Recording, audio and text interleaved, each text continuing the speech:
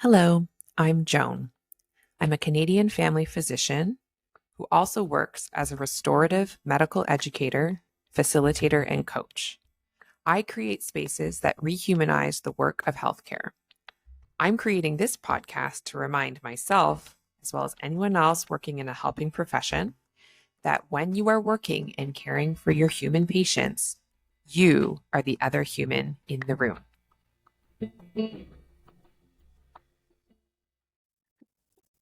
Hello there, healthcare humans. Thank you so much for coming back for another episode of The Other Human in the Room. I'm super excited for this particular conversation because though I met this human in her role, in her muggle job, as she said, in healthcare, and greatly enjoyed our collaborations and work that we did in that space, working in sort of EDI and healthcare, and just wonderful, knowledgeable, skillful person in that domain. I then discovered a whole other phase, a dimension to who Olive is, and that made me even more excited to know more about her. And so I'm excited to have this conversation. But before we dive in, I would love, Olive, if you introduce yourself to the audience. Thanks for having me. I'm excited to be here. So I'm Olive Von Topp. My pronouns are she and her. It's not my birth name, but I am a burlesque performer and an empowerment coach and training to be a somatic experiencing practitioner. So I sort of just became Olive, and then everyone knew me as that, and then I, ran my business under it, and so now that's who I am. Yes. And yes, speaking to outside of that, I do some work in sort of community-based healthcare and have done, various roles from support work to policy to admin stuff, etc. Yeah, like it was really funny. I forget how my sister lives in the same town that you live in and do burlesque in. And when I told her, I mentioned her name because I knew she had been to some burlesque coach, and she's like, "You know Olive Von Topp? She's a celebrity." I was like, I figured, but it was neat to know. I love knowing local celebrities. That's so really fun. Hilarious. That's really, really funny. That's very great, like very generous, but You're known. Just know that you're no, known. I'm known good or bad, right? Yes. All the good things, hopefully. Yeah, so we were talking about what we could talk about because we've had a lot of fun and interesting conversations, just like speaking to all these places we overlap. Like, yes, healthcare, but also we both have different kinds of interest in like somatic experiencing, coaching, like all these fun things. And you sent me this list of different options. And the one that I wanted to at least start our conversation on is you wrote the words unlearning good girl conditioning. And I thought, well, yes, sign me up for that course, sign me up for that TED Talk. I relate to that strongly as someone who really throughout my life has been conditioned to be a good girl. And as I've, tried to even just simply be more human and express more of my humanity in my life and certainly in my work in healthcare, often like the recurrent thought that goes through my head is I'm going to get in trouble. And I think that really speaks to that good girl phenomenon, even that the fact that get in trouble feels very youthful. And so like I'm imagining that is a piece of my good girl conditioning that I come up against when I like, just try and set a boundary or something. Mm-hmm. So that's what I related to when I heard you wanted to talk about that topic. So I'd love to hear, yeah, what that idea means to you, like unlearning good girl conditioning. How has that shown up for you in your life? How do you support others to do the same? Yeah, sure. And I can totally relate to what you're saying. So, I mean, it means to me just like, I guess over the years that I've worked with women and started doing like teaching burlesque, first of all, a lot of folks come to that because they want to, I don't know, very infrequently do they want to just learn dance moves. Like it's much more about like learning to take up space and learning to, have a different relationship with our bodies or redefine what is sexy or build confidence and all of these things. And I had found that a lot of that work could go a lot deeper. Like burlesque is a great avenue for that, and maybe we'll talk about it. But like also, Mm. people wanted to, some people wanted to be supported more deeply in that work. And so I started, just doing coaching, and there was a lot of the women I work with, and I mean, I work with, not just women, but primarily, um, is like perfectionism was showing up a lot of issues around setting boundaries, and a lot of people pleasing. Um, and so I just started, to see these themes that emerged, and because I have a background in sociology and I'm super interested in systems and such, and just noticing this sort of narrative that we all kind of have, this script, this conditioning around like how to be a good woman or a good girl, which starts really, really early, right? And that's like, yes, being perfect, doing things right, not taking risks, making sure everyone is looked after, making sure you're nice, making sure you're palatable, like you're not too loud, you're, kept and not too wild, and your desires aren't too big, and you're nurturing, and all of these ways in which we sort of deny and learn to deny ourselves and what we want and who we are and how we are in the world, and really learn to be like small and contained. Um, and so I see that play out in lots and lots of ways, and I see that in the ways that we people please, and the ways that we try to set boundaries or don't. And when people are coming to me around some of that stuff, um, you might just be like, oh, I have a really hard time managing my time, and I'm really overwhelmed, or they might come from burnout. And then when we sort of dig in, it's like, oh, this is, I mean, we all have it. Like, where are the stories that you learned around how to be a good girl, and how is that like getting in the way of who you really are and really want to be? Uh, the connection with like burnout, I think, is really relevant, certainly to like my personal burnout story. And there's so many elements to what allows burnout to like happen, including very much systemic elements, right? Mm-hmm. And even the good girl conditioning is due to systemic elements, in my opinion, right? In the structures 100%. that were Yeah. right. Mm-hmm. Um, and because there's something about like really naming the downsides to continuing to try and be a good girl, because it's like there are upsides, Yep. or at least they're sold as upsides Yep. of, I mean, you get to be at a certain place at the table, and you get to have a Mm-hmm. good job and be, I don't Yeah. know, be, the notion is that you get to belong and be included and be respected, I guess. Yep. But burnout, maybe people don't think of time management and good girl conditioning as being in the same breath. But Mm-hmm. I mean, one thing to say is that like trying to be a good girl and follow your good girl conditioning is like, I mean, it's literally impossible. And the attempt to do it is utterly unsustainable for any human to Yeah. do. Yeah. What are, Particularly like yeah, mothers, right? Like you ugh, add motherhood yes. into, and then the expectations to basically be all things to everyone is just it's just impossible.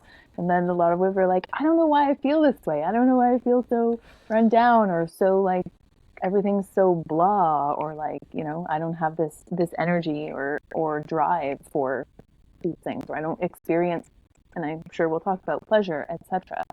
Um, Mm-hmm. it's pretty obvious, I think. Yeah, like the, even just that it is, or hopefully less now, but like that it was like this norm of like, how does she do it all? How can Mm-hmm. you do it all? And we just pass that around as if that's something that Totally. anyone could do. Yeah, and social media obviously makes that worse too, right? Like Yeah.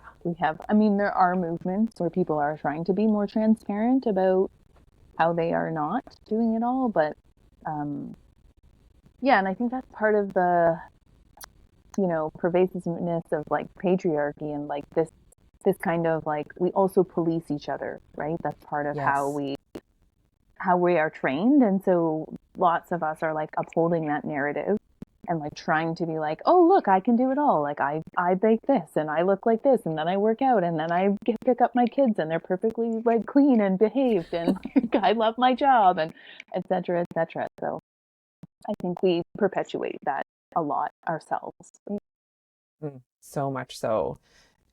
Yeah, I think my experience of it often came and still come from other women, in part because I like really, other than the man I'm married to, like I'm in a female dominated workforce, and Mm-hmm. yet these ideas are still living in all of us, given to us from the patriarchy, right? Of like, Totally. there doesn't have to necessarily be a man in the room in order for this dynamic to be at play. 100%. And like when we get into like family of origin stuff, like when I do with the client, like, what was your mom like? Like either, she often would have perpetuated those stories, or she just didn't. She did all the things and like burnt Yeah. herself out completely, gave everyone the shirt off her back, you know. Um, and we don't talk about how she's really cold. She's got no shirt. Like that's a good thing apparently, but like, um, yeah. So we learn that I think often from the women who are closest to us. Mm, yes. So circling back to what you'd mentioned, what have you observed both, supporting women with this deconditioning, and then especially now when you're doing your somatic experiencing training, so like really focusing on the body, what what is the relationship between feeling pleasure and this kind of good girl conditioning? Oh, well, we're just not supposed to feel it. Like, Denial of. yeah, yeah, really. Because mm, I think if you think about it, like, archetypes are the opposite of like the fear is that, will be wild women, right? And Mm, wild women go after their desires and they live, sort of um, primally. Um, and so pleasure is sort of lumped into that. And so in good girl conditioning, it's like something that is contained. mm, Um, and I think, I mean, arguably that's for everyone to some degree, but like very much for socializing young girls, like something that we don't lose ourselves in because it could be, could be dangerous. And, mm, uh, and our pleasure is directly linked to other people's pleasure generally. mm. Like, Yes. we're My very joy concerned comes with our from my children, or mm-hmm, yes. totally, totally. Yeah. And it's still joy, it's still not pleasure. Like there's certain like kinds of enjoyment Mm-hmm. that are okay in certain and Yep. not too loud, not too Mm-hmm. much. Totally. Yeah. I still recall actually, like it was interesting. It was in one of these Facebook group for female physicians, and I don't remember the original context, but like I had written advice being like, do what feels good, or go toward what feels good, and another female physician's like, do what feels good is like so dangerous. That's how you end up like addicted to drugs. That's how Mm-hmm. like that. I don't agree with that idea, and I always think about that, it wasn't just that one person. Like Mm-hmm. she's speaking to this thing of like pleasure is really dangerous, and how I don't think everyone, maybe everyone, depending on your social circle, maybe everyone in your, say, your religious community, for me, like pleasure is just dangerous across the board, whether you're, whatever your gender is. But certainly that gender lens, we are sold certain kinds of danger stories about not going after pleasure because it's dangerous and will lead to like ruin and Totally. addiction and those sorts of things. Yeah. Yeah, absolutely. I think I think we think of like pleasure as like synonymous with like hedonism, and like as soon as you allow yourself Mm, to feel pleasure, you like have no sense of control, or like yeah. everything is, society will fall apart. um and I think also just I think personally like the danger is more the repression, right? Because then Mm, if we continue to repress, then like we have a better chance of sort of overcompensating if we allow ourselves, or like indulging too much, etc. Because it's like we haven't had, right? So it's like this really unhealthy, in my opinion, yeah. relationship with it, and that is likely more dangerous to ourselves. Um, Yeah. So it's like when if you starved, then you're more likely to like overeat, or your body's not used to. totally, You get totally, refeeding syndrome, right? So it can be a similar thing with anything totally, that you've been separated from. totally. Yeah. Repressing. like that, all that energy that goes into Oof. not not experiencing. Yeah. Speaking of burnout, Mm-hmm. Mm-hmm. all For the energy you sure. get back if you're not repressing, right? Yes. Oh Yes. man. Mm-hmm.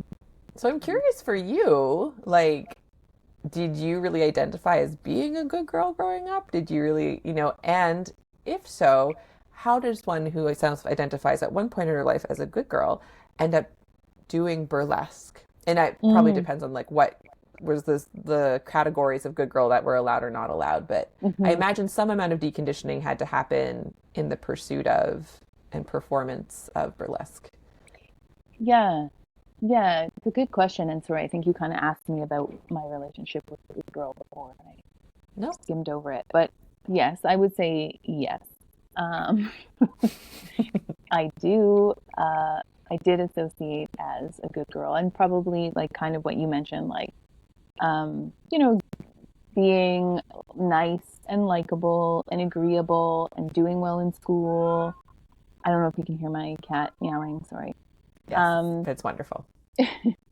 and then so maybe we'll talk about this, and I kind of asked about it as well around somatic experiencing, like also when we get into trauma work, Hmm. like, and without, necessarily needing to go into great detail, like for me, I learned like that's how you get attention. That's how you make sure that people around you are like okay, like you're just easy and agreeable and do the things and nobody has to worry about you, etc. So it becomes like very much a part of your identity, became very much part of my identity. And um, it was really hard to think about like disappointing people or setting boundaries was a big one. um, really hard to do, and like have faced burnout in lots of points of my life. Was in a really unhealthy relationship because of taking care of people, etc. The burlesque is like for me slightly different because I've always been a slightly like a sensual and like I'm a Leo, so I'm just like always like performing. Um yeah, so the like, and I think, as I get older, the more I realized like my parents were relatively progressive, particularly like, relatively healthy attitudes around sex and sexuality. So careful, this is what happens if you are progressive and open about sexuality. Um, so that was, which is also interesting because I think my mother actually does have a little bit of like, she has to work through her own like shame around me doing burlesque, but somehow Hmm. allowed me to be able to become a person who could do it. So at least I'll give her props for that. Um, so yeah, it was more just like um, kind of just a perfect storm of like all the things that I loved and finding it. Um, but it definitely came at a time in my life like where I was coming out of like taking care of people and like, so maybe even less about the performing piece and more about pursuing something that I really wanted to that took time and energy away from other people and other Hmm. priorities. Like probably wouldn't have happened, in my early 20s. So I think at that time when I was like, I was newly out of that relationship and I was like, gaining some distance between some of my family members and like in terms of being able to like not have to take care of other people. So it was really a time when I was like, what do I want? Um, and turns out it was to strip, among many other things. Uh, Mm-hmm. and then, like, so, and now, how often are you doing it these days? And maybe it's evolved over the years, and with the pandemic, I'm sure there was a big pause and Burlesque. stuff, but yeah. Well, so I'm part of a troupe called the Femme Rebelle. And so we started in 2014, and uh, we teach and produce burlesque. So I'm teaching every week. We have, several shows a year. And then as me as a performer, performing in other people's shows, monthly. I've definitely pulled back from, Mm. as I don't perform as much as I used to. I also used to be part of a belly dance troupe. And so between the two of them, it was like all the time, every weekend. And now I'm just way more select. I'm also getting older and finding, like, truthfully, being out late multiple times on a weekend, it's really hard. Yeah. And now I'm like, I really gotta be select about it. But so it's still very much an active part of my life. Like I said, I teach weekly and we produce shows. Like I think we do six or seven shows a year. Um, That's and then, lots. yeah, and then performing in other people's shows. So. I'm curious about so that piece of your identity, which so maybe some amount of deconditioning, but also it felt natural enough to you, it felt safe enough. So then that is a piece of you. And so then when you show up in other aspects of your work, in particular, say your work in healthcare, or Mm-hmm. even if it wasn't healthcare, something corporate or whatever, I find that is a struggle that I have noticed. Like I remember in medical school, there's this thing called professional competencies, which was like a course to talk about like what it means to be professional ethics. And there was a Mm-hmm. whole thing of like, as a doctor, um, what if your patients see you partying on weekends Mm-hmm. or, like, is it okay for a doctor to Be a whatever? human.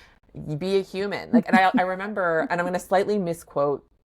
So this is just my recollection. It's probably not fully factual, but there was some study done for I think it was like a surgical subspecialty. And I believe the people who did the study were male. I may have that part wrong, but they were like observing like professionalism on social media and they Mm. were classifying surgeons who had pictures of themselves in bathing suits, and they happened to be female, as unprofessional. And then there was like, I remember the social media, the thing I remember more is like the social media of like, this is me being professional. I'm wearing a bathing suit and I'm professional because I'm not at work wearing this bathing Mm-hmm. suit.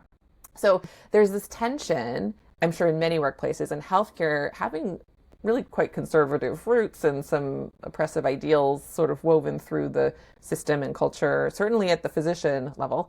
Mm-hmm. Did you have any tension about how much you shared about something like your burlesque um, side gig? I don't know, your Yep. expression of being, Yep. yeah. Was that ever an issue or like was that a problem at any point through your career in healthcare? Yeah, it's a good question. Um, so yes, and no, and maybe. We'll see after we'll see after this podcast. No, I'm just Sure. kidding.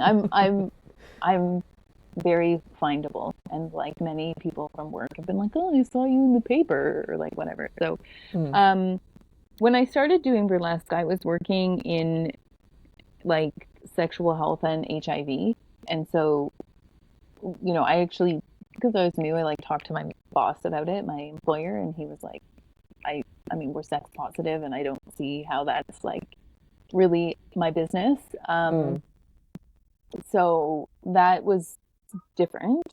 And then when I started doing support work, like, so when I was like, seeing clients out in the community, I was way more like hmm quiet about it with my colleagues. And, it's like it's not super likely that there's a lot of overlap, but just wanted to be. And then when I stopped doing client care, I just became far more vocal.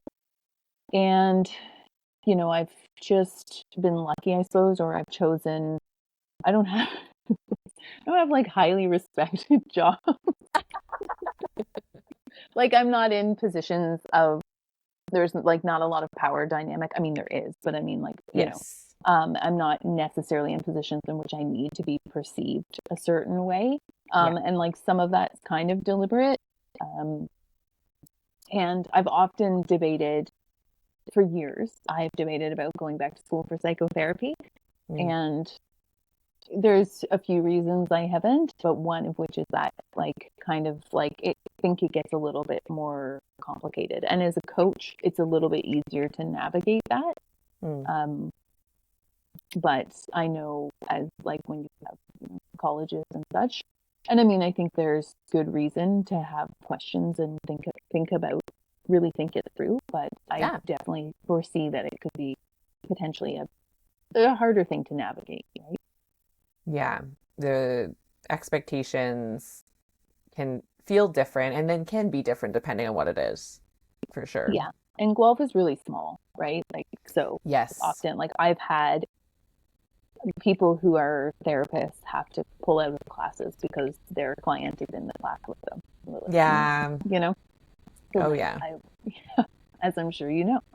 Um, so those things, it could be an issue, but because coaching and burlesque, and I use them, like I use burlesque in coaching, um, Yeah. hasn't been an issue for me in that realm.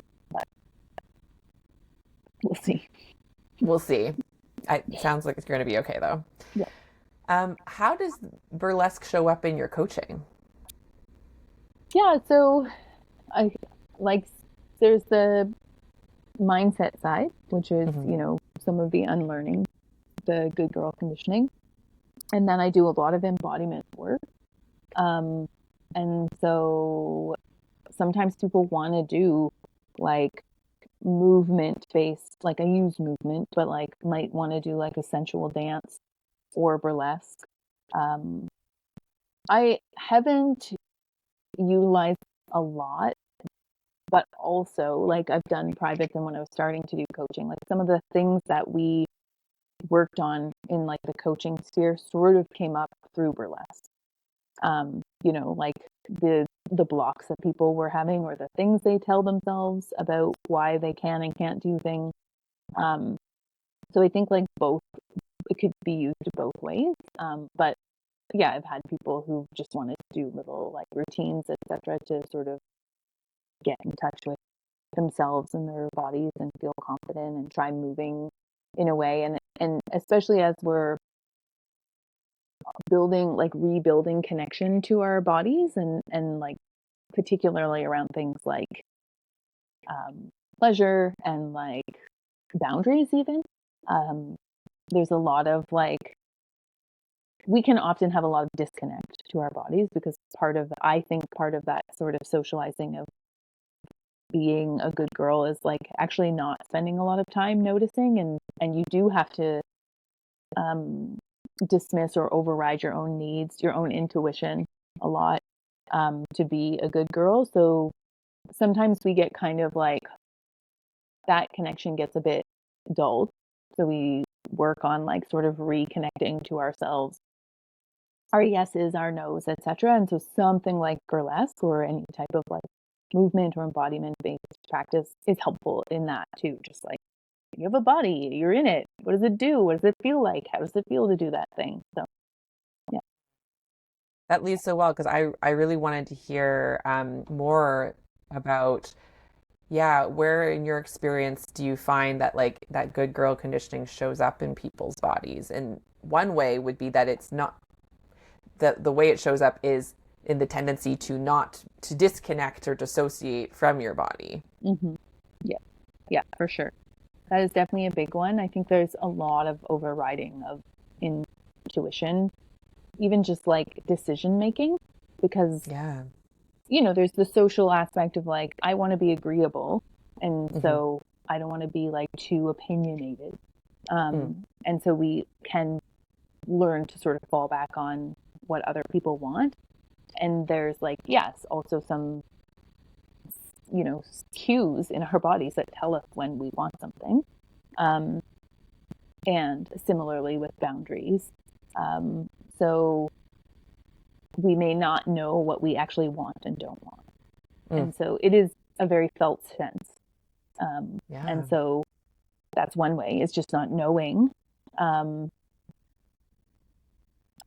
I mean, something like often, you know, in in somatic experiencing, we talk about like sort of like vagal tone and like how people's bodies, sort of their whatever is happening kind of manifests physically. And so, a lot of people who are sort of high achievers, perfectionists, people pleasers sometimes, although I'll talk about that in a second, will be like really tight and rigid, right? And we're Yeah. like always in fight or flight and go, go, go. And that does actually have like a physical manifestation in our bodies. Um, and freeze can, or sorry, like people pleasing can be sort of like fawn or even freeze, and we can have that sort of manifest in our bodies too. So it can be like or overwhelm, where we are like I sort of talk about it like freeze, like where your gas and brakes on at the same time. So it's this like I need to, I have to, I must, but I can't. So this kind of like um, bind of like tension and then like inability to do or act on.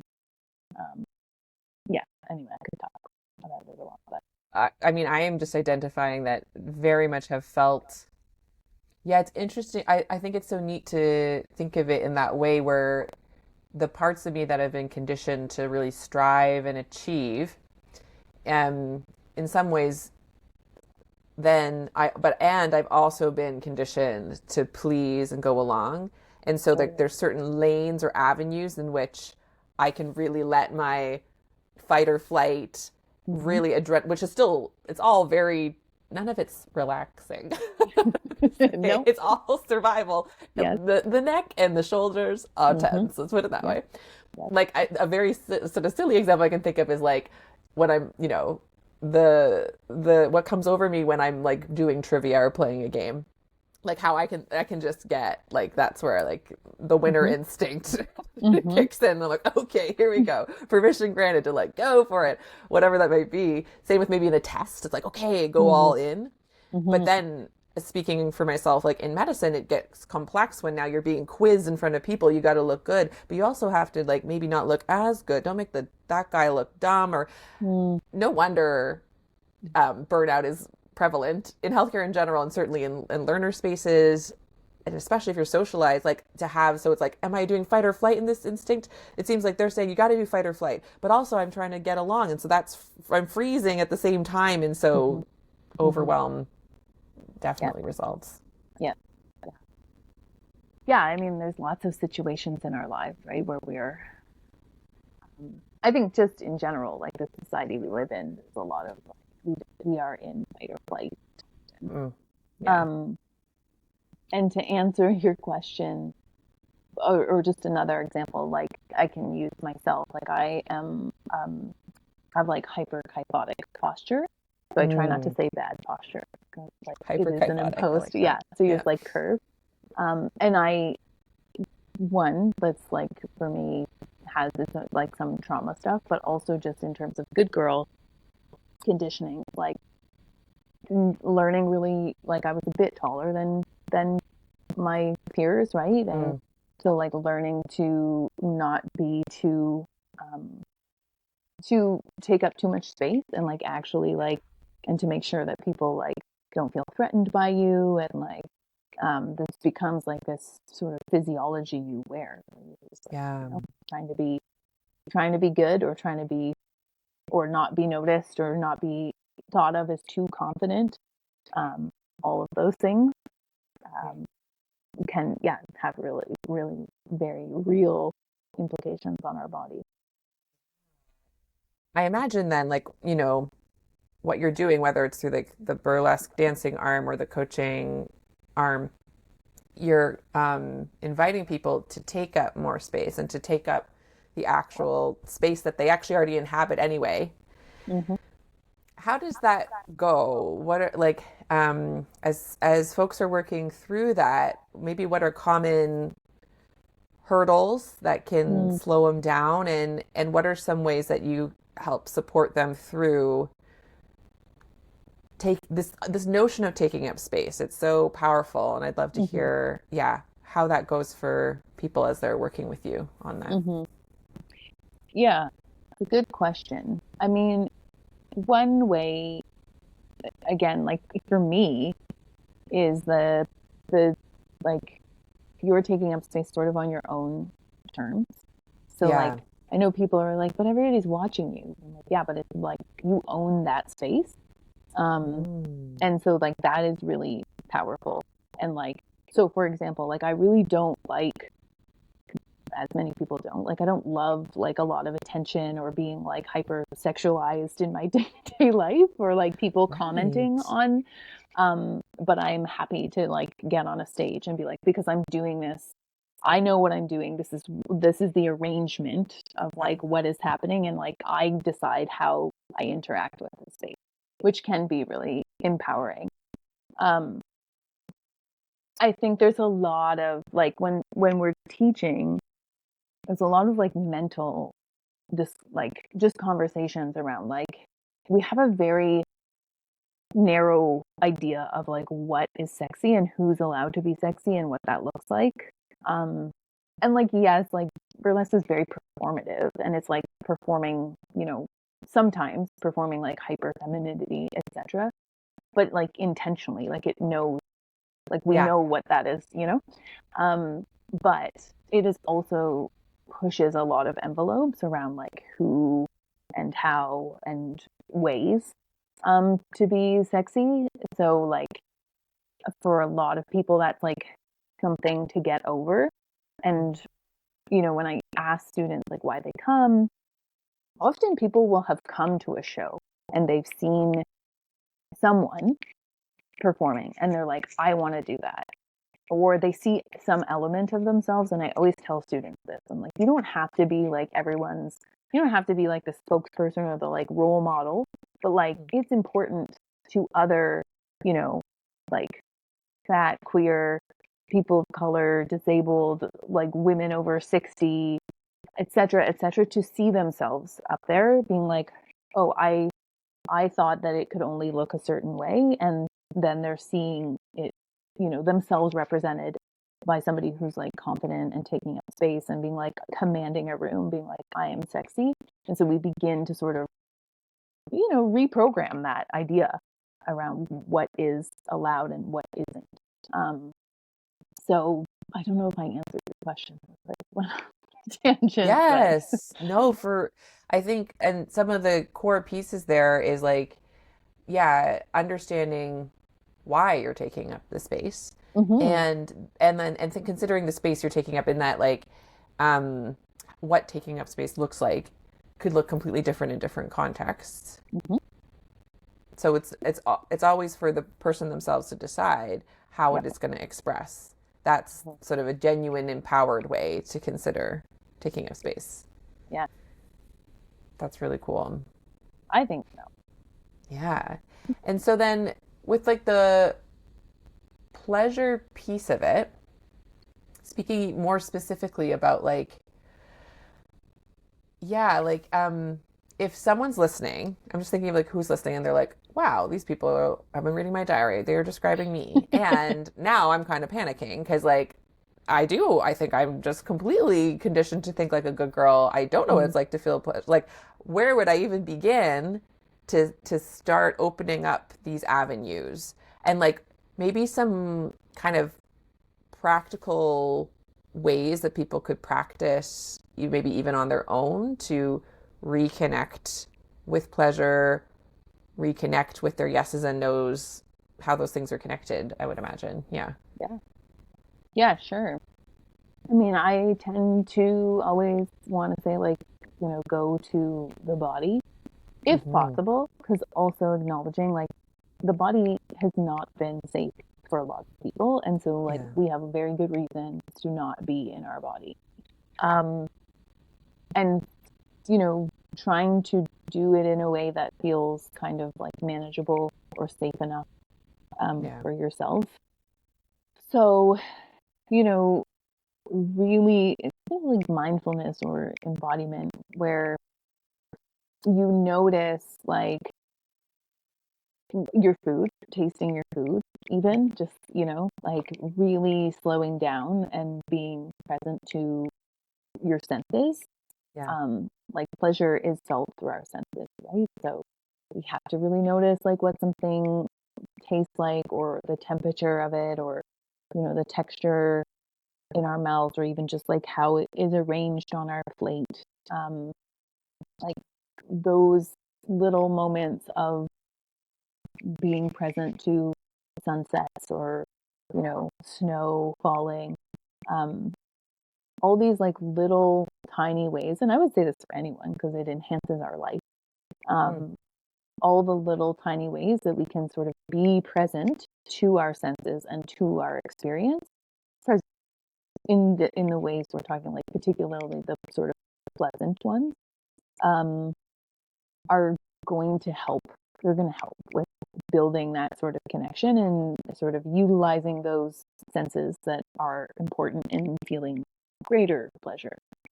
Um, and in terms of like feeling yeses and nos, kind of like noticing, so, when something is a yes, and it doesn't have to be these, like, again, these huge life things, just like, what is your favorite color? What do you feel when you look at that color? What happens inside you? Like often there are things like when something is a yes, we're often like pulled towards it, or maybe we get a little flutter, or like there's an opening in our chest or whatever. Like what is happening when something feels like a yes, or it's someone you love, or some, I don't know, like I really like this lamp in my place. So I look at it and I'm like, what tells me that I like this? Yeah. And similarly with your nose, right? Like it doesn't have to be huge things. Like that pile of laundry in your room is probably eliciting like some type of no. And kind of similarly we'll have like contractions or like a wanting to sort of push away. And it's subtle sometimes. But those are kinds of exercises where we kind of begin to strengthen that and just like, oh, I have something is telling me that this is like yes or no, or paying attention to how you feel around certain people, etc. And do you find that I'm thinking for myself that probably one of the reasons I didn't want to really know what my yeses or nos was, because then I would immediately have to then like act on them, and it Oh felt so yeah, they'll scary. blow up your life. Yeah. Okay, Yeah. so it's not just me. That's good to know. Yeah, for sure. I mean, So what do you do there's about that? definitely some level of discomfort that will come with it. I mean, but Yeah. the argument is like, you're really uncomfortable now Mm, with like hating your life, or like living a life for someone else, or something you thought that you wanted that you don't, is far yeah. more uncomfortable and comes with a far bigger sacrifice than like being slightly, uncomfortable for a short period of time, right? And I do Yeah. think like with anything, like with setting boundaries, with like experiencing being in our bodies more, with building emotional capacity, like we have to become comfortable with discomfort, because it is like Yeah. anywhere we grow, there's going to be discomfort. And so many of us have a very like reaction, like, ooh, that's uncomfortable. I don't want to, I just don't go there. Um, which, when we're talking about like emotions and such, like something like a somatic experiencing, we're trying to build like capacity to sort of be with that in a way that feels manageable and contained. Um, but yeah, just kind of trying to accept that that's a possibility, and that we can, just because it's like yoga, this is cheesy, but when they're like, what's the difference between like pain and like there's like a discomfort in a stretch versus like Yes. you're hurting yourself, Yeah. like There's knowing two that. things. Yeah, right. And one Yeah. is going to lead to like getting deeper into a pose and much more like release. But you have to Mm, get over that and be willing to be with that sort of discomfort. yeah. The way I hear it framed a ton, like when I do like say workshops, whether it's about setting boundaries or creating space or whatever, and they're like, okay, but how do I, say no without feeling guilty? Hmm. So what's your answer to that based on what you've just said? you know? I would say, I mean, you probably are going to feel guilty. Yeah. So there's two, like, again, the mindset piece around like why do you feel guilty? Like, who, and would do, Mm, like, when I do coaching with people around like, where does this story come from? What is something, you can tell yourself, and we'd work on like sort of reframing that mm, is believable. Like, I'm allowed to have needs. My needs mm, are as important as anyone else's. Like those kinds of things, whatever it is. And then there's just being able to just be with the guilt, because again, similar to discomfort, or like when we want to make change, like those feelings are going to come up, and our immediate reaction is just to be like, ooh, that's yucky, I don't like it, like push it down or get away from it, or using it as a reason not to do the thing. But if we give the thing the space to be with it, just to be like, notice that it might come up, notice what it feels like. What is guilt like in your system? You might notice like, oh, there's some heat in my face, and like, my heart might beat a bit faster, etc. And just sort of letting it be there, it will dissipate, like it will lessen when we give it the space. And then you might Yes. have to go back to the thought work to be like, I'm allowed to have, like, I have needs, or like whatever the thing is. And then you might have to go back and be like, okay, sort of creating that sort of sense of safety in your body. So if, without getting into it too much, but like if there is some, kind of like trauma history tied into like not being able to assert for your needs, or like, because I mean, there are very good reasons, and we have developed reasons to, put our needs second, etc. So really work on like trying to build safety and show your system that you're safe. So, lots of like either working with somebody, or like lots of regulation, like regulatory things, really making sure you're regulating or grounding before you, say no to someone or set this boundary. Yeah. Letting yourself be with that sensation, and then grounding yourself after, just so you can kind of show your system like, oh, we can do that and be safe enough. And if you're really struggling with that, then you might need more support. Yeah, not having to completely do it on your own. I think, think of all of the interactions that conditioned you into it. It makes sense that some amount of actual interactions with someone who is passionate and skilled and like yourself to help guide someone out of it, that totally makes sense. Yeah, I think I love how it's like, yes, you will feel guilty. That is also my answer. So I was like, I think that's what you will say. I think that part of it was like when I first started doing things that I might get in trouble for, like taking vacations or whatever, like the things that you think you can't do. How dare, Naughty. right? I know, I'm so naughty. Not a good girl anymore. There was like the thing of like, okay, I'm willing to feel guilt. And I even remember like I posted something on social media. It's like, so, if your choices are between feeling resentment and feeling guilt, like practice the thing to make you feel, that lets you feel guilty. And I remember just a random person's like, no, because like that's how criminals work. Like, in the sense of like, you shouldn't do things that make you feel guilty. And so I will say that was a while ago, but just as like an example for myself, I wonder if you can relate. Like as I've practiced really listening and following what I want, what I desire, what I need, and have deconditioned the resistance to feeling guilty. So I'm willing to feel guilty. I have felt less guilty related to my conditioning. So I'm less guilty when I'm just enjoying a snack or resting than I used to feel so guilty and so shameful. And so I like that unlearning, that deconditioning, I feel it less now. And if anything, it's actually widened my capacity then to feel like genuine guilt and actually sit with so I did something and I realized it's against my values. Like it hasn't numbed me to all guilt, which I was actually kind of worried about. I'm like, maybe I'm just going to become like a sociopath or something.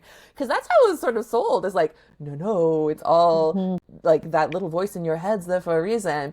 But like, there's actually multiple little voices. There's like your genuine conscience. Yes. And then there's your like socialized, conditioned conscience. And only one of them gets to stay. Totally. Yeah. Yeah. And I think of sometimes like guilt and shame. Like what often what we're talking about is like shame. Like guilt is like I'm doing something against my values, and I feel badly about that, and I maybe hopefully take steps to rectify that. Yeah. Shame is like, I'm wrong. Something's wrong with me. I'm bad. So often, because also shame's a very effective tool at getting people to be good girls. Mm-hmm. Um, we do it to ourselves. Like, oh, I'm so like, I I loathe hearing this, but like, how often you hear people like, women, if they like eat fries or Ugh. something, they're like, oh, I'm gonna be bad. Ugh. No. Yeah. But it is like obviously a result of the conditioning, right? Like, oh, I feel shame because I did that.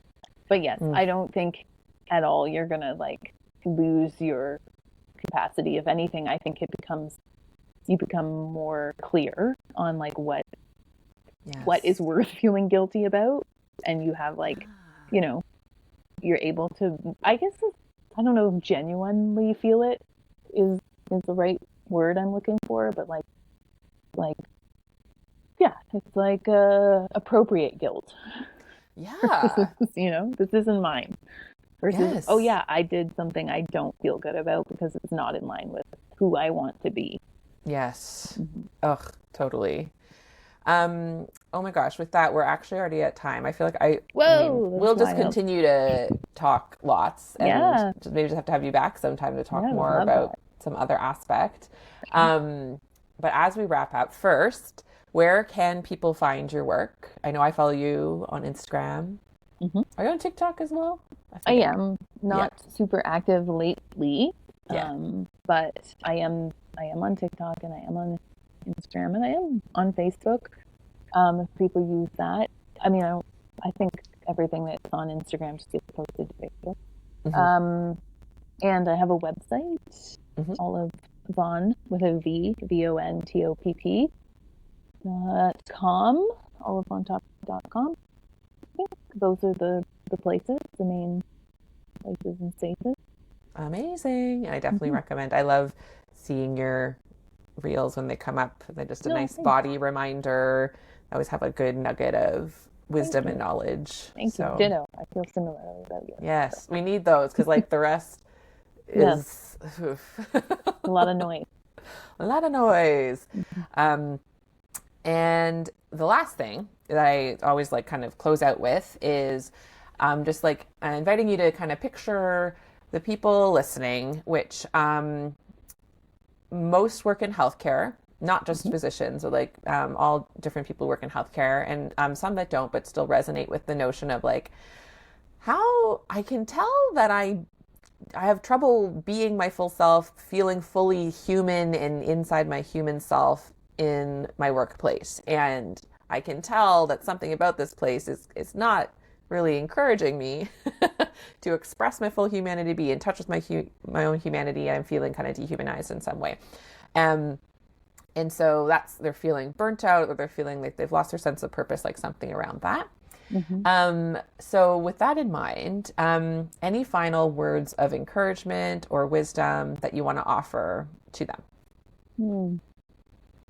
I I think, you know, that's a hard place to be, and it's also really exciting, right? Mm, Because it is generally the beginning of something changing, right? Like mm, burnout sucks, yeah, but it's not sustainable. And so like you get to a point where something has to change.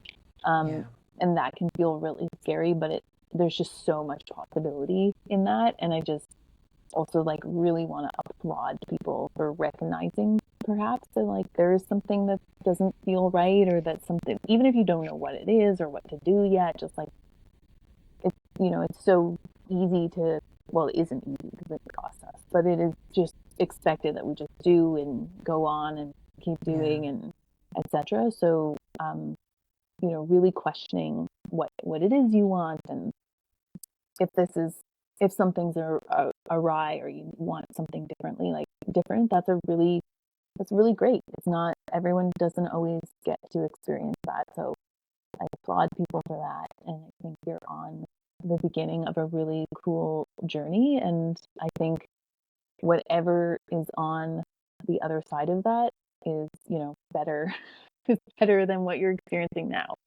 Kind of like what we were talking about before. Like, yeah, you're going to feel guilt or you're going to go through some shit to get there, but like it's what it costs, or that momentary discomfort is going to be way more worth it, and like you're going to get so much more out of it, and what you're going through right now is costing you a lot and will continue to cost you a lot. So, Worthwhile shit. yeah, worthwhile shit. Worthwhile That's discomfort. I love discomfort. that. Yeah. That's so encouraging. So with that, thank you to everyone for listening. Olive, thank you so much for taking the time to be with us. My pleasure. Thank you so much for having me. You're so welcome. It was my pleasure to have you. And for everyone else, we'll talk to you next week.